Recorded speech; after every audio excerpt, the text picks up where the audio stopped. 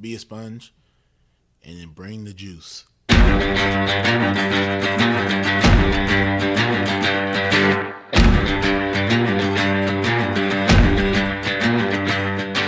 By focusing on your improvement, by focusing on your progress, and eliminating any fixed mindset that you may have and acts of perfectionism, then you encourage your own mastery. On some level, we do what we want to do 24 hours a day. Now, sometimes it may not seem like that, but if I'm choosing to work instead of sleep, what I'm actually saying is keeping my job is more important than sleeping.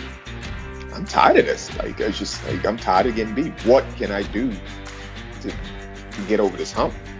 So mentally, that's when I kind of put that forefront, like, hey, it's either all or nothing. I like to put failure in quotations because I don't believe that failure is true failure if you're looking at it with the right mindset. The truth is, the journey to greatness is hard. It takes time, it takes effort, it takes focus, and every day you have to decide what you value, what you want to pursue, and what you want to achieve. And if you dig deep enough, if you push hard enough, we all have what it takes to be great. Welcome to the Edge of Greatness.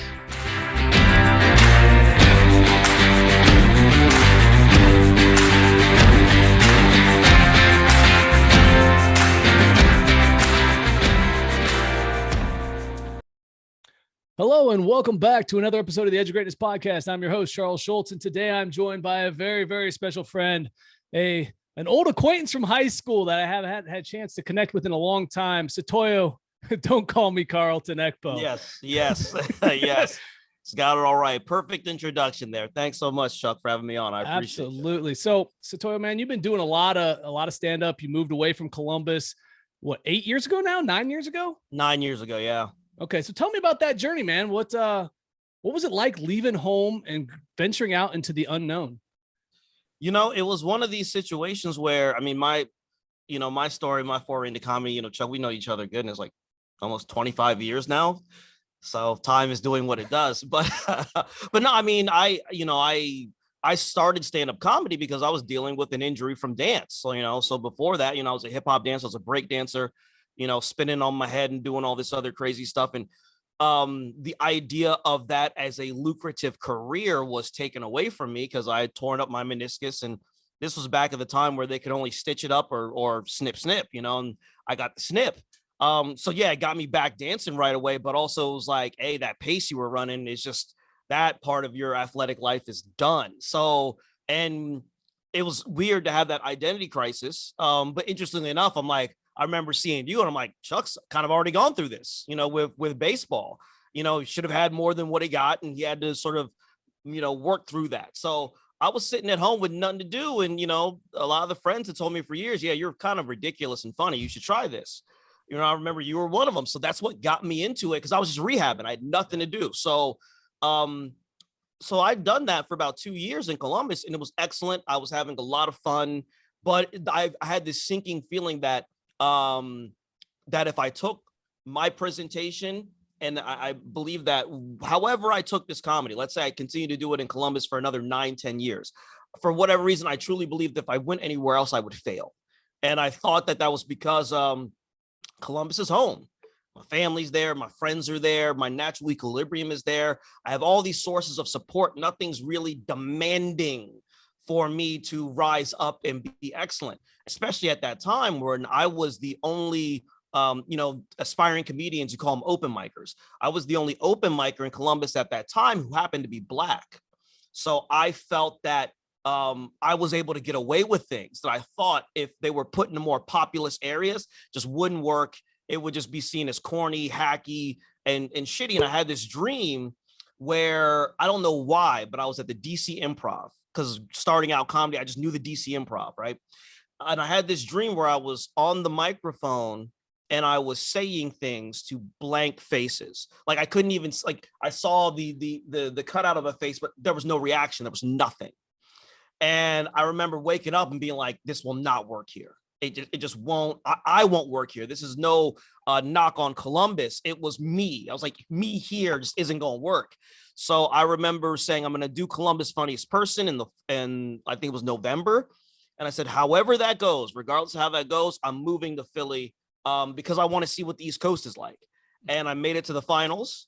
And I was like, all right, I'm out of here, because I've never heard of a bad artist come out of Philadelphia. I've heard of a lot of artists go to New York and quit because it's a very extreme lifestyle, and Philly is very extreme as well, just not as big. So I was like, let me see how I can go in Philly. I had the real feeling of, well, if I'm going to do this, I've got to just do this. So the idea of failure wasn't particularly an option to me, which is kind of wild, but I was just a young kid who had no real concept. I was like, no, I'm just going to go do it. It's like, I was good. And my mom was like, I think the only time I really had a concept of failure is my mom asking me this question of like, well, what if you go out there and it doesn't work out? And I remember being so offended.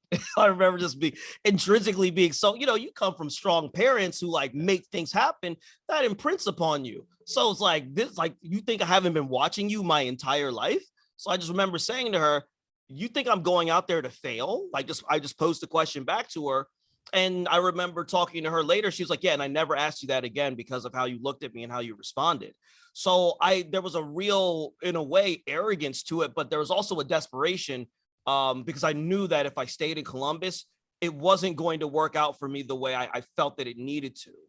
Yeah. I love the idea of you have to get away from the comfort in order for you to be able to grow to who you wanted to be, because I think there's so much value in that a lot of people today, they like the comfort. They don't like to get into the uncomfortable. Right. So talk to me a little bit about how being uncomfortable, being unsure, being in a place that you weren't familiar with made you step up or had an impact on you.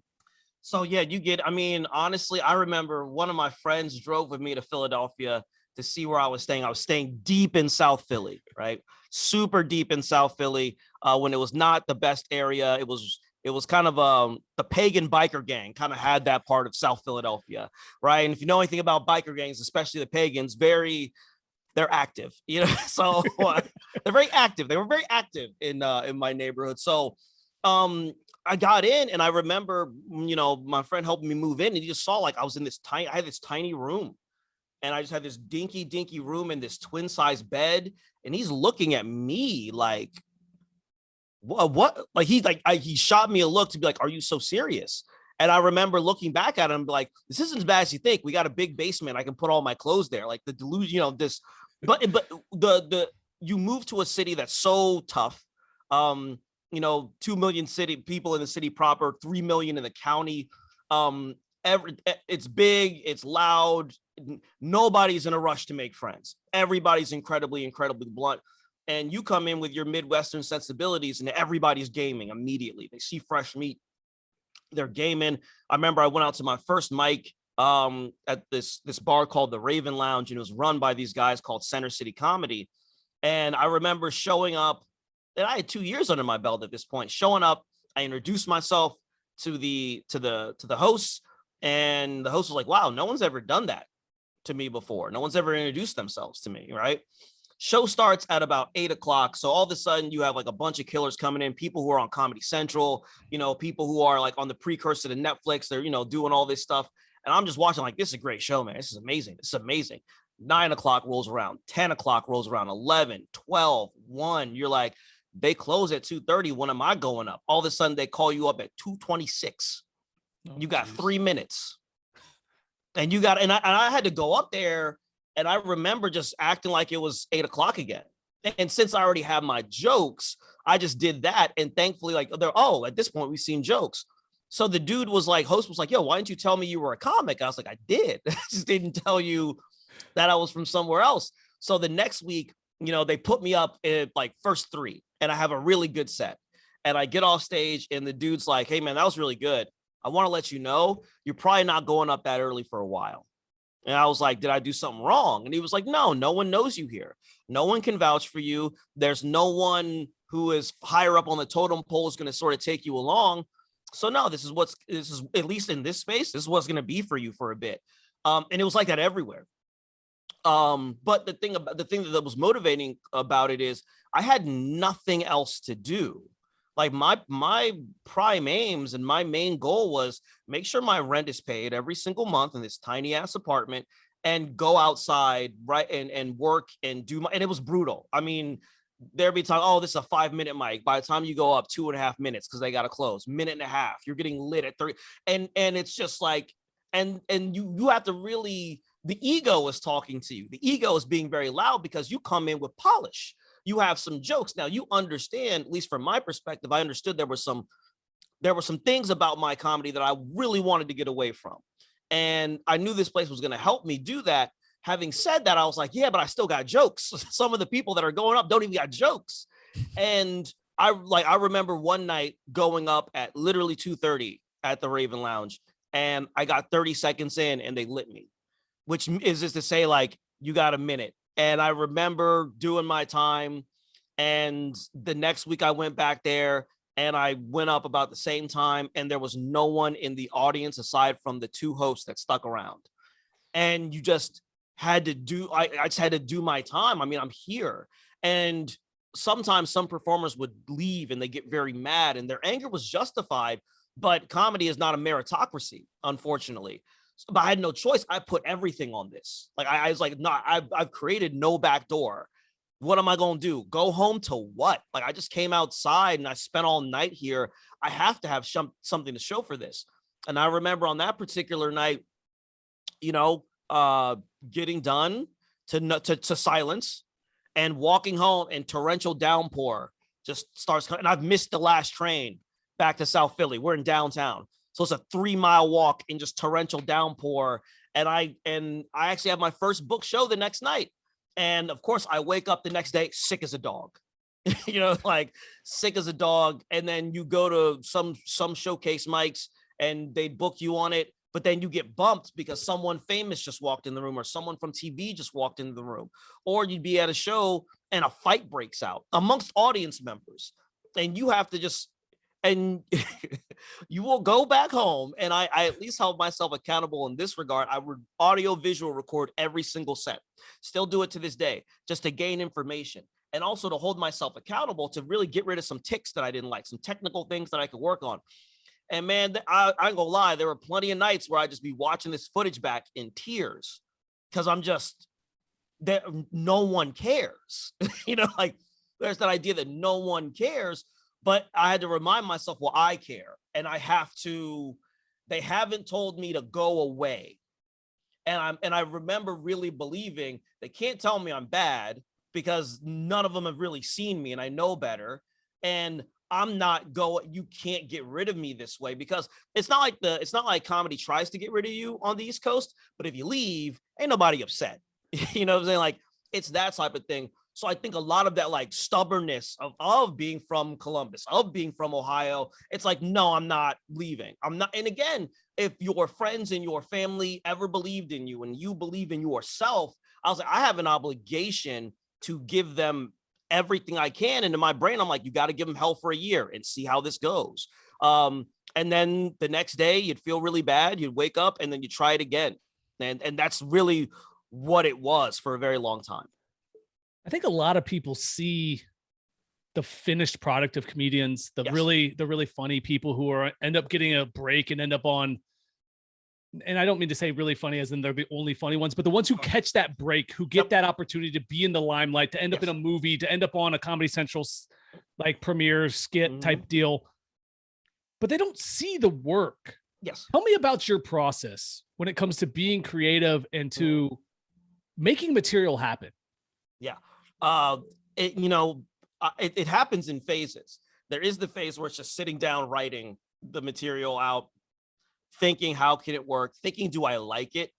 Sometimes I'll write something and midway through, I realize I don't like the premise of this. So I just leave it alone. But I like when I'm writing something and then I like what I'm writing about. I like the premise because then it feels like a math equation to me. So I start to dig in, like, okay, what formula can I use to then get the right answer to this joke? So there's a part of that. There's also, and a lot of those jokes that I write are when I write jokes like that, they're very internalized, meaning they're about my view of the world or my upbringing, let's say. And then there's the other side of that, which I just call pure chaos, which is everything happening around me. So I go outside or I do a show here and just something crazy happens that I could not make up, that my imagination is not that good to make up the madness that I just saw, and I'll take note of that. And it'll be, and again, thankfully, Philadelphia, New York, they work in such extremes. You gonna have plenty to pull from. Oftentimes it's a matter of, do you have the bandwidth to focus in on it at that, because there's so much craziness that you become immune. But then sometimes you got to be like, that person just punched themselves in the face, or they just did crack on the train and then took a long drag out of a cigarette after this. Like, that's the Golden Corral buffet of substance abuse. You have to dig into that. You have to. So there's that element. And there's also the element of sometimes things happen extemporaneously on stage. And since I write in such a way that I will pull from every set that I film, and I'll be like, oh, that was a really funny thing you said there in the moment, in the minute, that fits with the entire narrative of what you present. Or you'll have a joke that's not fully flushed out yet, and then you know it's not fully flushed out, but you're doing it anyway, trying to figure out where the beats are. And then you say this thing that was not written, and it annihilates. And watching it back, I'm like, oh my God, that's the one. That's the thing that links these things together. And then there are some jokes that I have just written on stage. Like, you're going, because sometimes what wound up happening to me is, as things improve for me on some levels, I didn't have to go to like mics or showcase mics and wait all night. But sometimes, like for me, sometimes I'd just be like, no, I don't care when I go up. Or I'll be like, no, I'm coming through later because I've got a show, I'll do whatever. And I would go in later and I would be like, I would write down a premise and I'm like, I want to talk about this joke. I want to talk about getting whooped growing up. Or because I was like, but I didn't write that. I wrote it on stage, literally talking, like just working, like literally premise, setup, punchline in my head. You got every 15 seconds. If you can make them laugh, the joke gets extended. You get another 15. Or something that was so galvanizing, like when the Eagles won the Super Bowl, to be able to talk about that was a very easy thing because it was so universal to the entire city of Philadelphia, and to a lesser extent, but still very powerful, the tri-state at large. I never wrote that joke. I never and those are some of my favorite jokes. I have another joke about working a heavy metal concert when I was a bartender. I never wrote that.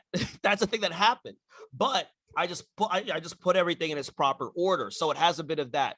There are some jokes that are incredibly written, crafted, and they are very, very meticulous. There are some jokes that are observed, and then those are probably my least favorite, to be perfectly honest with you. And then I write them out. And then there's some that's like, this is a thing that we all notice, we all saw this, we've all lived this, and then you just work it out on stage. And next thing you know, within, anywhere from 2 to 8 months, it becomes this polished thing. I love the idea of working through a process. And I think that that's one of the cool things with me, because as an athlete, that was a big part of my development. I practiced and I worked on things. One of the things that really stands out to me that makes your situation and your profession so unique is I can work in silence and in the dark. Like, my mistakes aren't in front of people. I'm working through my process. I swing and miss on a ball. It's by myself. Nobody saw that. So talk to me about how it works for you when you're trying to develop something and then you throw it out there and you're like, man, I think this is good. I think I got this. And then crickets. Yeah. The honesty. That's the thing that will keep you honest. And here's the beauty of it. The beauty of that process is sometimes you'll think to yourself in your head, it's like, I wasn't sure about that one either. So thank you. Like, there is a bit of that. You'd be like, and sometimes you'll say it aloud. You'd be like, oh, that actually got what it deserved. I appreciate y'all. Like, it's like I appreciate y'all. Now, there is something to be said when you swing and you feel like, especially if it's going well, the premise and the setup is hitting, and you got and then you throw in the punchline doesn't do what the rest of the work did, and the audience is like, we were almost there. It's like when you embed with a special person, it's like, I'm almost there. I'm almost, it was that thing. And that feeling is very much like ooh, wow, okay. But it's gratifying in such a way because, at least I have like 2/3 of this correct.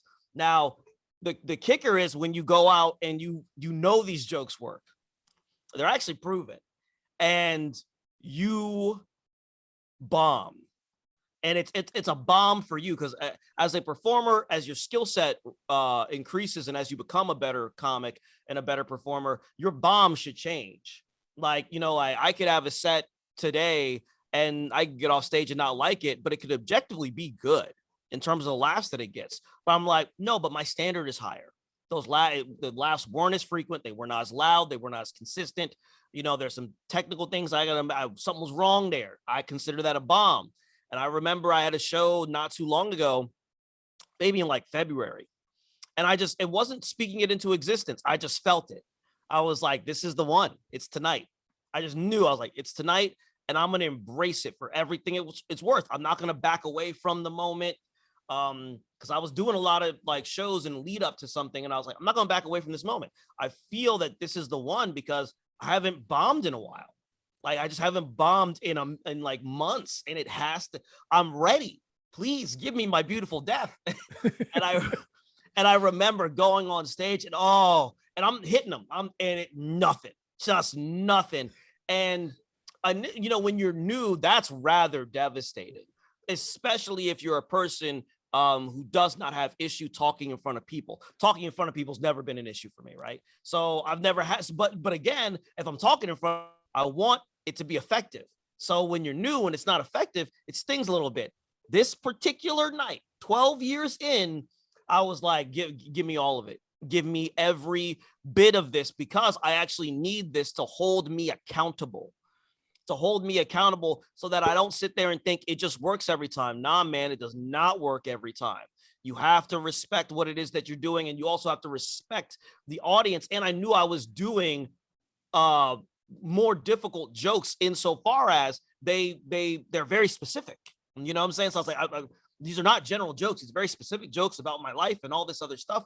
And I was like, you got to do it tonight, though. You have to run these jokes tonight. These are the ones that you got to run in this space. You go to the other space, run the other jokes. But at this stage, bombs like that are essential. And here's why I didn't feel too bad about that bomb, is that even though it was on a showcase, I wasn't getting paid. Now, if you bomb at a show, that shouldn't happen. Like at this stage, someone's putting money in your hand. No, there are technical things that you gotta do your job. You know what I'm saying? You could not feel good about your set. It could be a bomb to you in your head. You could dislike it, but nah, man, they got to be laughing. That particular one, I wasn't getting paid. And they were like, yo, we know you got stuff you got to work on. Come through. And I'm like, cool, bomb here now. So with all that in mind, how do you define success for yourself? At this point, and that's really, the pandemic sort of changed a lot of that. Pandemic actually changed all of that, because beforehand it was about being booked up a lot. The issue with that is that once pandemic shut everything down, you sort of had to take inventory of being as booked up as you were. What was it actually giving you?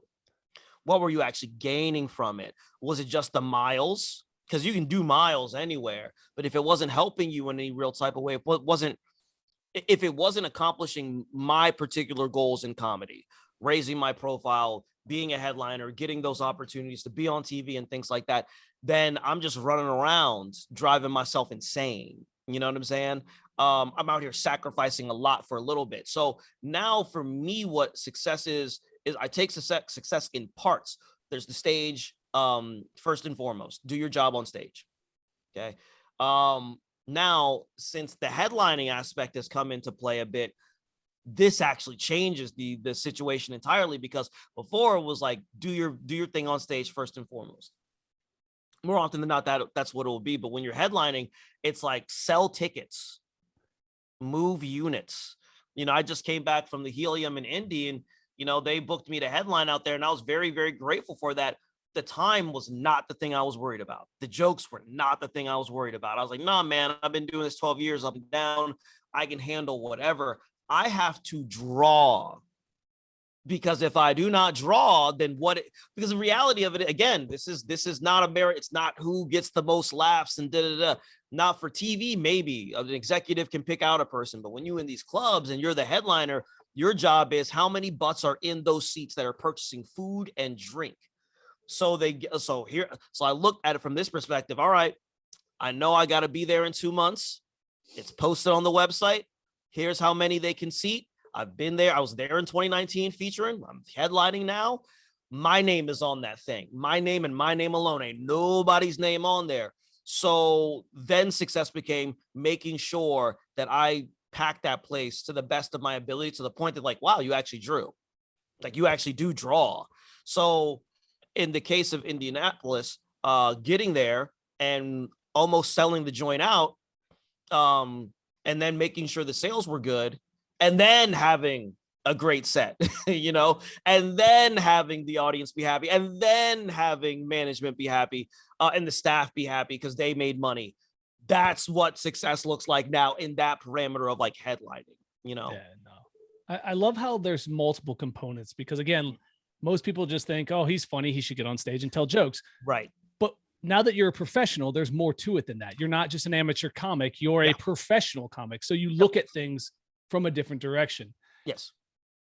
What's your favorite part though of being on stage? Because that's the part that you shine. That's where you get to be in the spotlight. You get to forget about all the other bull stuff that you have to worry about on a regular basis. Sure. But you get to shine. Tell me about that. The beautiful thing about comedy is it's a lot of people will describe it many different ways, and I don't think people are necessarily wrong. Some people call it an energy exchange. They're right. Some people call it a magic trick because you're creating magic where there is no magic, which is kind of right, even though the magic trick has been performed hundreds of thousands of times, right? To me, or some people sit there and say it's a manipulative act, which it is, right? You are engaging people, but it's not just you making the laughs happen. There's also you're getting a drink, you're eating food, you're being comforted into the situation of being relaxed and laughing. I really love the act of being like literally taking the audience on a ride where they do not know where I'm going to take them. And being able to do things that are a bit unorthodox at times, slowing everything down, speeding things up, letting a big pause happen. Like, I love those because it's like you're the lead composer in a symphony, and the symphony just happens to be laughter. But sometimes you want when we get to the closer, no laughter there. No, we're gonna build and build and build and build it up. And for me, it's actually giving them, as a performer, the most authentic view into myself, just with the volume turned up to like 100. So that aspect is very, very cool to have people laugh at these stories. Some are rather silly, some are rather serious. And also, I mean, who doesn't like to be good at just doing a thing? Like there is just look at all these, look at how good I am. Oh, they love me. I feel good. We all feel good together, don't we? It's that, but more than anything else, giving them the most authentic view of myself, just with the volume on really, really loud. So would you consider yourself a modern day storyteller then? Yeah, I would say insofar, yes, but that is not to say that all of a sudden I should be viewed as like this important entity that is here to tell the truth to the world. I ain't here for that. I'm not here for that. Maybe if I get to a place in my life where that matters, but the crazy thing about it is I used to sit there and think, and I believe this wholeheartedly. When the public lost faith in their political officials, they looked to comedians to give them the answers, which was equally a terrible decision. It's a bad decision. You lost faith in the politicians. Understandable. Well, the comedians will show us the way. You shouldn't. That's not it. If anything, it's like your community organizers that have a better grasp on how to sort of lead, adjust things. So yes, a modern day storyteller, most certainly. However, it's like, it's absurdist. I'm not here to provide, I don't got the answers. I have an idea of what I think works, but when you see me on stage, I'm not here to give you that per se, nor do I really want to, because when an audience comes into a comedy establishment for a comedy, we all have the understanding that this situation is rather difficult. That as a nation, we're like a R&B song from the 90s. We're not doing good. We're down bad. So when you come into this space, especially given that I'm not famous, I just happen to be very talented. So why don't I show off my talents? We all have a good time together. And as opposed to me preaching to you when I ain't even got that type of platform, Yeah. So I got a question for you. I'm a huge Chris Rock and Will Smith fan. Mm-hmm. Obviously that whole situation went viral and was wild and completely, in my opinion, inappropriate. But I'm curious, as a comedian and somebody who makes their living on stage, mm-hmm. What was your viewpoint when you saw that happen? That was one, I saw that and I thought, this is the issue with a toxic marriage with a partner who does not love you. That's the first, I'm gonna keep it a being with you. I was like, hey man, I so wish sometimes you got to have enough self-respect to walk away. And I think that Will Smith has done himself an incredible disservice trying to stay with the person who has let him know at every single instance, I don't love you, bro. And he's fought really hard. And I think in that situation, Chris made that very benign joke. Jada shot him a look and it was on. And guess what? You know what's crazy? He went and did that. He gets off stage. Jada's talking to someone else. She's not even, thank you, babe. She's not even doing. That's why he got he looked back at her. She's talking to someone else about something else. It dawns on him, I have ruined the last chapter of my professional and personal life.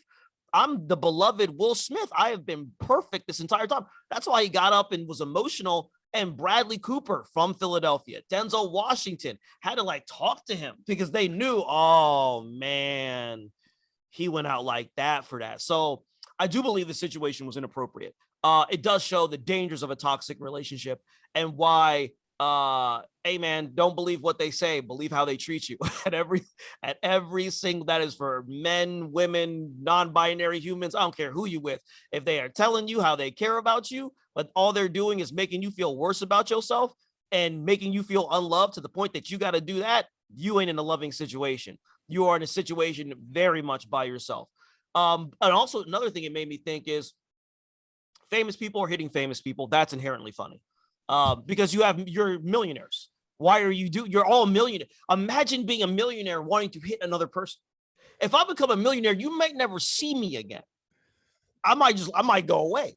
I'm a millionaire unless I want to be seen some more. So I thought that was inherently hilarious. I thought, ooh, this is going to be bad now because attacking comedians is not an irregular thing. You talk to any road dog comedian, you talk to any road dog feature, any road dog headliner. No, we all got stories. We got stories. I mean, like I've literally performed in a bar that like was a Klan bar and I didn't know until after the set. Bartender was like, you should probably leave. And motherfuckers chasing me out the door. Like it's been like that.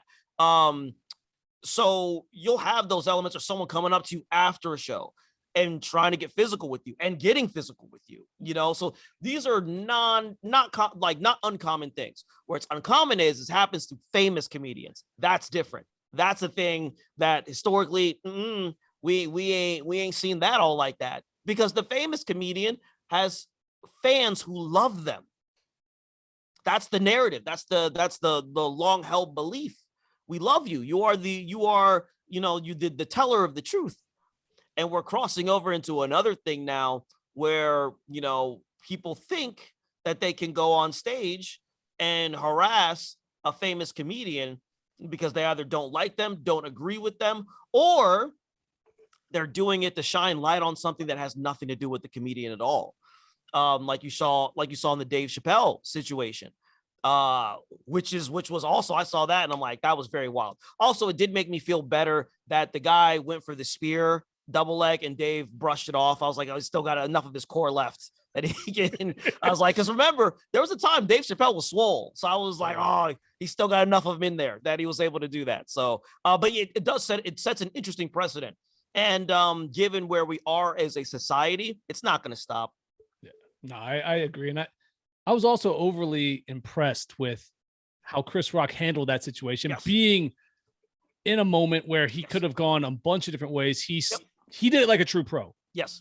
He chose grace. I mean, honestly, and people have to understand with Chris is an interesting individual because, you know, he's got a lot of brothers and two of them are also very funny comedians. There's Jordan and there's Tony, and they're both very funny. Jordan is the youngest of them. He's very funny. And, Chris is neurodivergent. He's on the spectrum.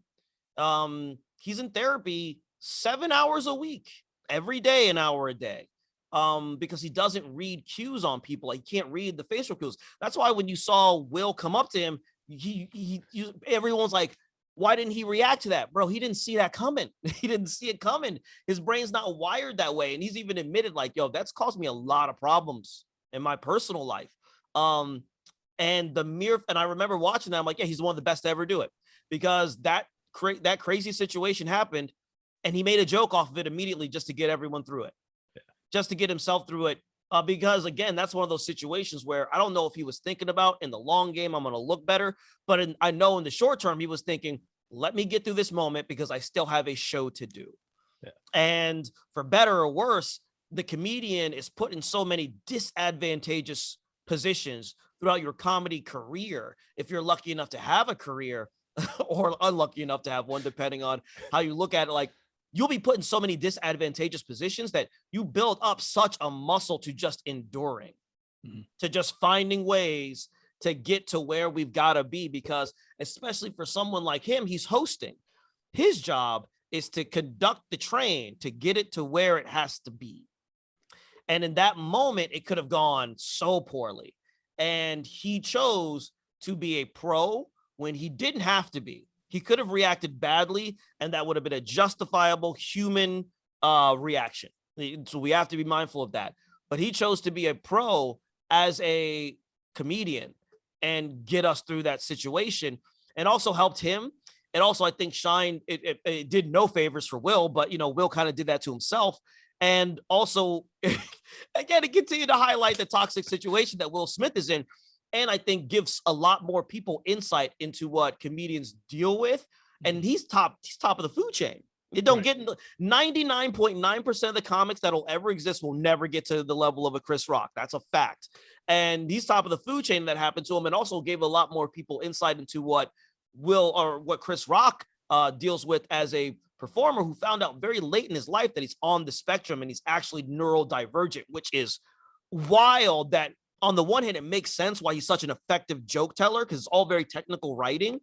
But it's also like, my goodness, that explains so much, you know, that explains so much. And even some of the hardships that you've gone through in your life, which he's documented, the TV show Everybody Hates Chris, you know, his divorce from his now ex-wife, all that other stuff, like these things that he wasn't able to see. And he was a grown person in his 30s, in his mid 30s, in his 40s, and then found out about this. I mean, that must be incredibly, incredibly devastating. But even in that moment where everything could have gone so terribly wrong, he still found a way just to get everyone through it.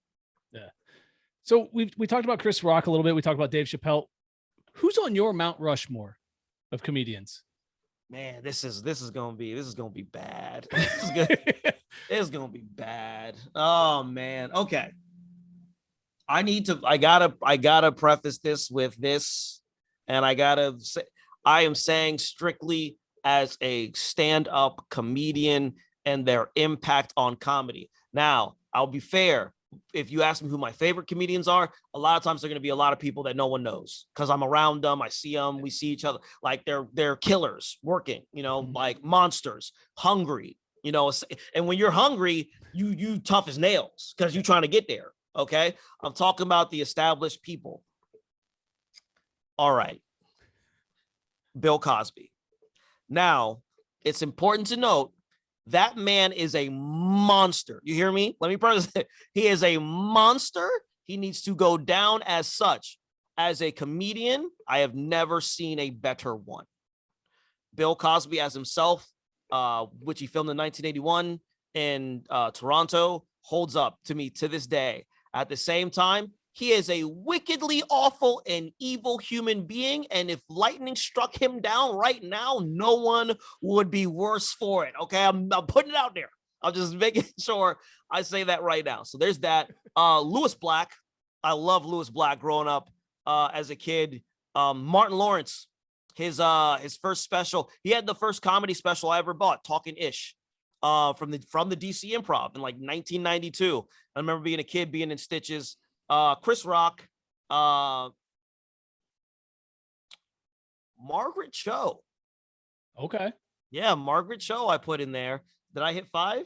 That's 5. That's 5. Yeah. That in terms of their and I would say their influence on comedy, probably more importantly, sort of their influence upon me. Because these I'm talking about comedians that I would watch as a kid, and I'd rewatch them and like their specials I couldn't get enough of. And I would always find ways to laugh at. Chris Rock's Born Suspect, 1990 maybe, 1989, 1990, before, you know, this is back when he had to figure out, okay, I can't be Eddie Murphy light. Martin Lawrence is out here killing me. Like, he had to find his own way, and he was already an established dude. So, but yeah, I think those 5. That's awesome. That's awesome. And you mentioned something interesting there because you said, Chris Rock had to make sure that he wasn't trying to be Eddie. He wasn't trying to be Martin. How do you walk that line between learning from the people who are at the top of their game and still being yourself and not finding yourself trying to mimic them? Yeah, that and part initially what I would say to that is, well, they were in such a different time where it could happen so much easier. And I'm like, well, no, it actually happens even easier now, right? I think there has to be, and especially now, because now it's like, if you get enough fans, bro, we'll put you in theaters. We'll put you in, you just got to get them. So if you got to look like the next person or the next person, the next person to do that, then do that. And if you can get them followers, you can become that type of headliner. I think there has to be a level of integrity that goes into that. One of the, I had a birthday in August and one of my homies hit me up and he was just like, he's another comic, very funny guy, Sean Howard. And he was like, man, you could have sold out a long time ago and it probably would have been the easier route for you, but you just never have. And it's interesting that he said that to me because I never thought about it. I was just like, nah, it's me. I know from a technical perspective, watching stand-up on TV is not helpful for me. I don't like it at all. So, but that's because I'm around it all the time. So I don't really like to watch it. That's just a thing. I oftentimes don't even like to listen to it. I'll watch my friends or my friends' friends because I've seen them. I've worked with them. If they have a Tonight Show debut, I'll watch that. But I've heard the jokes, you know what I'm saying? And then I hear how they're different because it has to pass through 32 lawyers and all this other stuff, and it doesn't sound the same at all. That's why another peek behind the curtain, them stand-up sets you see on the Tonight shows, when you're like, that person's not that funny. Yes, they are. That set has been dissected by lawyers who told them, take this word out, put this word in, and it totally changes the tenor of the joke. But that's the biz. But I think for me, I can only ever be this way, for better or worse. As a teenager, I was me. As a young adult, I was me. And as an adult, I'm going to be me. And I'm inspired, sure. But like, the one thing I can safely say that I know I don't sound a thing like Cosby. I don't sound a thing like Louis Black. I don't sound a thing like Margaret Cho. I don't sound a thing like Martin Lawrence or Chris Rock. Those are just people that but again, those are people that I watch so much and had so much fun watching them. I never for a single solitary second thought that in watching them that I would be doing comedy or thought that I would do comedy. There was no connection there. I was literally just watching it as a fan of comedy, not one of those fans who is certain they're going to get into comedy. I worked with a kid in Indy, the opener, Tyler Waltz, he's one of them dudes. He's like, yeah, I always knew I was going to do this. And I was like, bro, I was doing flips out here. And then my knee popped, like the trajectory changed. So I think it requires a bit of integrity. I think it requires be inspired.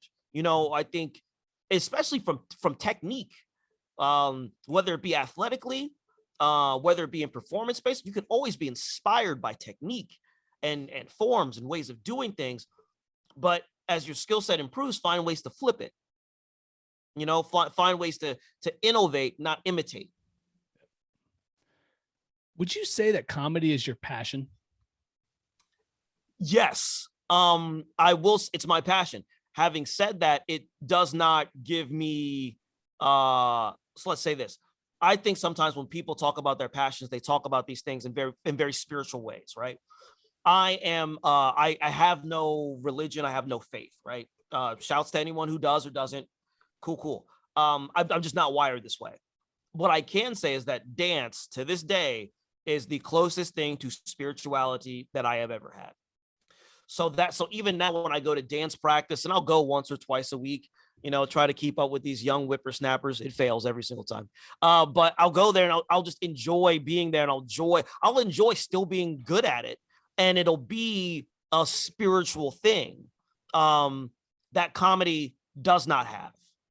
But I do have a passion for performing. I do have a passion for writing jokes. I do have a passion for getting better. And to be fair, I do have a passion for raising my profile. But dance is like, it's communication with, again, when we talk about these art forms or even these athletic things where you're communicating with next to no words. To me, that's a weird level of intimacy.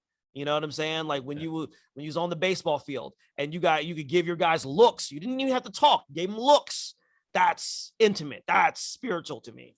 Whereas comedy has a bit of that, but it is a performance. As a result, if you're going to give them a look, that look has been worked on. That look is not, it's not an intangible thing.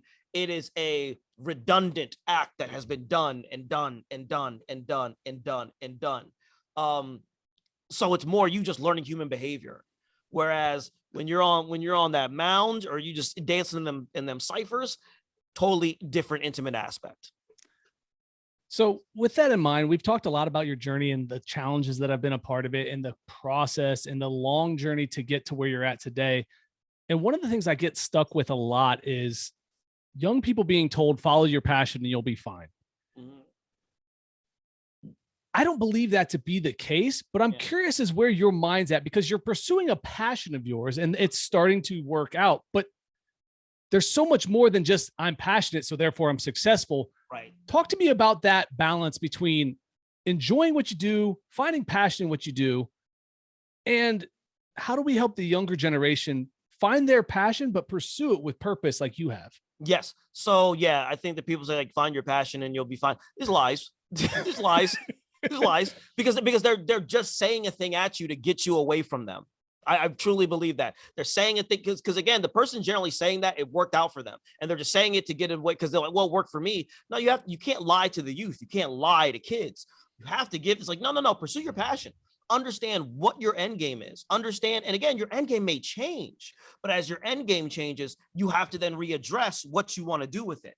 It's like in a relationship, you got to check in.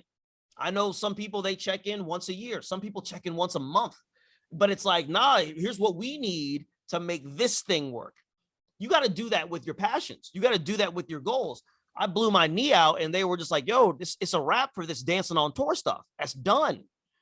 Well, I was pursuing my passion. So why didn't it just work out? You know what I'm saying? Nah, something happened to where I had to then check in with this passion and be like, it's not going to be what I wanted it to be. So what do I do now?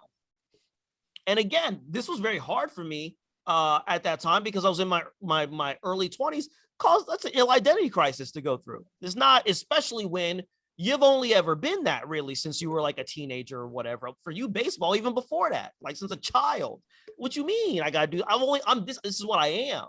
So, but you have to, hopefully have a solid support system, but also you got to be like, all right, I got to figure something out. And for me, it just so happened to be comedy, but thankfully, look, I had a degree, I was educated. I could fall back on certain things. I wasn't just out here doing open mics and making it happen. No, I had a job, bro, when I moved to Philly, I had multiple jobs, you know what I'm saying? Like I was like, up until a few years ago, I was bartending on the side just to make some extra money if my comedy month was a little slow. And I was doing IT payroll stuff. You know what I'm saying? Like, 'cause I had different skill sets. So I think when people say just pursue that and then whatever, no, pursue it. Anything could happen though. Anything could actually happen. So I'm not saying think about that anything. This is going to be tricky. I'm not saying think about that anything, but I'm not saying don't act like that it doesn't exist. You got to be mindful of that. You know what I'm saying? It's like the same way when you cross the street, a car could hit you, right? Like it could happen. Be mindful of where the cars are. You have to do the same thing, I think, in life when you pursue these passions, especially these artistic passions that are so incredibly difficult. So I would say keep that in mind. Be very focused on that. Also, give yourself, like for me, as a when you get into stand-up and when you're really in, you'll notice most stand-ups don't just do stand-up. Vast majority of stand-ups I know also write. They got like 3 pilots in the can. They got like 20 sketches ready to go at any point, dozens of writing packets. Me, I do a lot of voiceover work. You know what I'm saying? It's like, so there's got to be you gotta have a tree with many branches. Here's the thing. Here's where you're centered. Here's the thing that we're going to do. But all these branches got to go in all these different directions. They actually have to, because oftentimes the way you get to where you want to go is the scenic route. It ain't a straight shot. You know what I'm saying? It's that one branch that went this way that connect to the other, and then it got you there. Or this one branch actually happened to be the branch that you rock with more. You know, I know a lot of comics who are writers now. Like one of my homies writes for The Daily Show. He was a very funny comic, but he got into writing and he's like, oh no, I like this. This was to get me to the thing. And he's still doing his passion. He's still writing jokes just for TV. And he likes being behind the camera. He's like, dude, I already worked 13-hour days. Then I want to go home and be with my wife. You know, I'm like, that makes sense. So it's like one of these things where, again, I think when someone sits there, I'll pursue your passion and you'll be fine. That ain't how life works. That's like saying, do everything right, go to college, do this, and you're gonna be real successful out here. That there's no guarantee of that. You know what I'm saying? You've gotta literally keep on branching out with everything that you do. Now you could do all that in the purpose of one thing. Like even when I was dancing, I was teaching because I had the skill set to teach. It helped raise my profile. Also, it was putting good money in my pocket. And for better or worse, we live in a capitalist society. You got to do that. You do have to do that. So yeah, I would always be of the mindset of, hey, pursue your passion. But even Batman has like plan B, C, D. Like it's just, you just got to do that. You got to do that. And it can all be still in service of that main passion.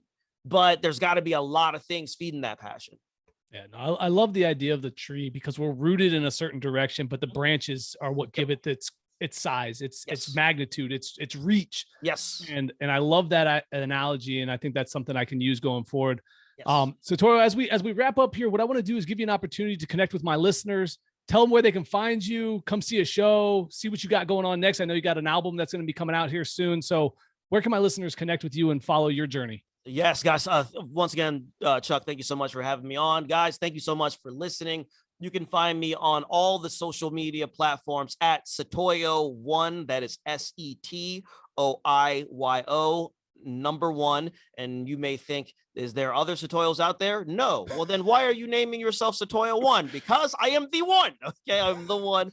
But yeah, Setoiyo1, you can find me on all those platforms. I do have an album coming out. I recorded an album in February with Helium Comedy Records. That album will be out in the summer. It is called The Foreigner. Now, if you follow me on all those social media platforms, when the album drops or when I got my pre-sale date available, it will be plastered all over the place. So please follow me. We can get in touch that way. You can hear some funny jokes. You can see me being utterly ridiculous on stage, much to your delight. And we can go from there.